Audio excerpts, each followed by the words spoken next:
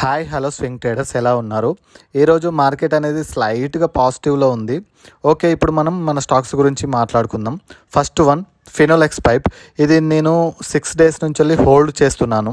నేను 176 రూపీస్ దగ్గర బై చేశాను. ఇప్పుడు 178 దగ్గర ఉంది. ఇంకా నా టార్గెట్ అనేది రీచ్ అవ్వలేదు, వెయిట్ చేస్తున్నాను టార్గెట్ కోసము.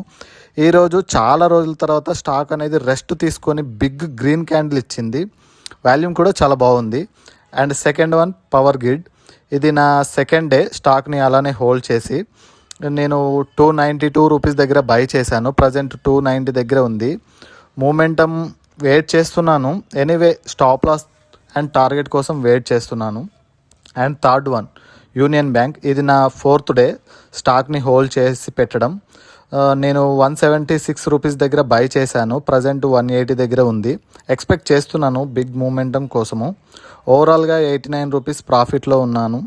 కామ్గా వెయిట్ చేస్తున్నాను స్టాప్ లాస్ అండ్ టార్గెట్ కోసము. స్వింగ్ ట్రేడింగ్లో స్టాక్ని అనాలిసిస్ చేసి ట్రెండ్ని అర్థం చేసుకొని పేషెన్స్తో వెయిట్ చేయడం అనేది చాలా ఇంపార్టెంట్.